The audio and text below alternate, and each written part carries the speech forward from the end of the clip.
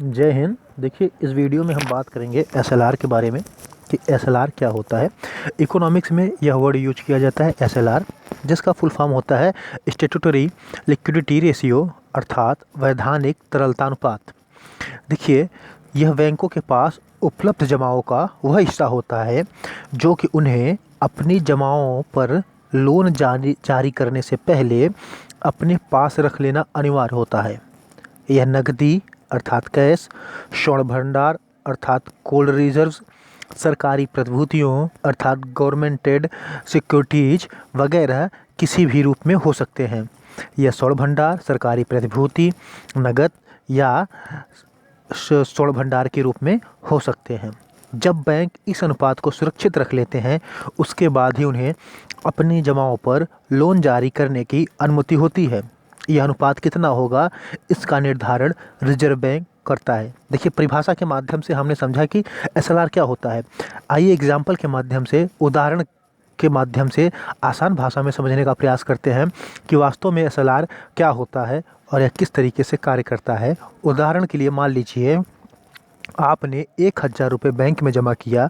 अब बैंक को इसमें से कुछ हिस्सा रिजर्व बैंक के पास एसएलआर के रूप में देना होगा। इसमें से कुछ हिस्सा एसएलआर के रूप में आरबीआई को या आरबीआई के पास रख देना होगा।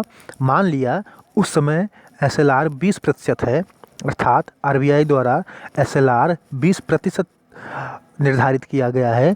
तो उस बैंक को इस 1000 में से 20% के हिसाब से 200 रुपये रिजर्व बैंक के पास रख देना होगा, प्रतिभूतियों के रूप में, या 200 रुपये के स्वर्ण के रूप में, या 200 रुपये नगद के रूप में। इनको एसएलआर के रूप में आरबीआई के पास रखना होगा। तब ये बाकी बचे पैसे पर, अर्थात 800 रुपये पर जितना चाहें उतना लोन ये ग्राहकों को अपने दे सकते हैं। लेकिन ये 200 रुपये या जो एसएलआर का अपना रेट हो उस हिसाब से आरबीआई के पास रखने के बाद ही। देखिए, एसएलआर की एक और खासियत यह भी है कि एसएलआर के रूप में रिजर्व बैंक के पास रखी गई रकम पर ब्याज भी मिलता है, जो कि सीआरआर के साथ नहीं होता है।